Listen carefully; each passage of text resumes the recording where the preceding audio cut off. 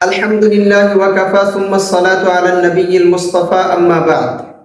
আজকে আমরা জানবো যাদের উপর কোরবানি ওয়াজিব নয়। নাম্বার 1, নাবালেগের উপর কোরবানি ওয়াজিব নয় যদিও নাবালেগ ছেলে নেসাব পরিমাণ সম্পদের মালিক হয়।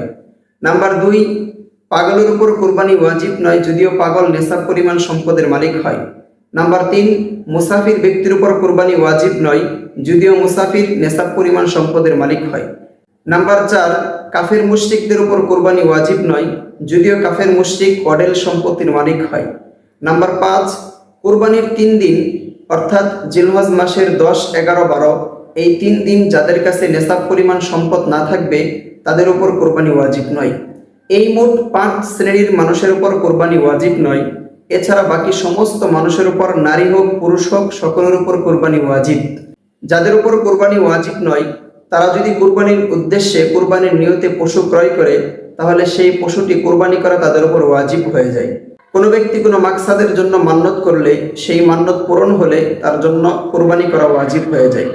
কোরবানি শুধু নিজের পক্ষ থেকে ওয়াজিব হয়, নিজের সন্তানাদি, মাতা পিতা, স্ত্রীদের পক্ষ থেকে ওয়াজিব হয় না। তবে কেউ যদি স্ত্রীদের পক্ষ থেকে, সন্তানাদির পক্ষ থেকে, মাতা পিতার পক্ষ থেকে অথবা মৃত ব্যক্তিদের পক্ষ থেকে আদায় করে দেয় তাহলে তারা তাদের পক্ষ থেকে নফল কোরবানি আদায় হবে, তারা সওয়াব পাবে।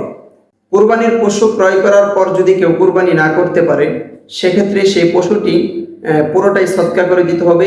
সেই পশুর গোশত গরিবরাই খেতে পারবে, ধনীরাও খেতে পারবে না, সাহেবে কোরবানি দাতাও খেতে পারবে না। আর যে ব্যক্তির উপর কোরবানি ওয়াজিব হয়েছে কিন্তু সে কোরবানি আদায় করতে পারেনি এমন ব্যক্তির উপর জরুরি হলো, ওয়াজিব হলো সে একটা মধ্যম পর্যায়ের বকরির মূল্য পুরোটা গরিবদেরকে সদকা করে দিবে। আর যে ব্যক্তির উপর কোরবানি ওয়াজিব হয়েছে কিন্তু সে কোরবানির পশু ক্রয় করেনি এমন ব্যক্তির উপর ওয়াজিব হলো সে একটি বকরির সমপরিমাণ মূল্য গরিবদের কাছে সদকা করে দিবে।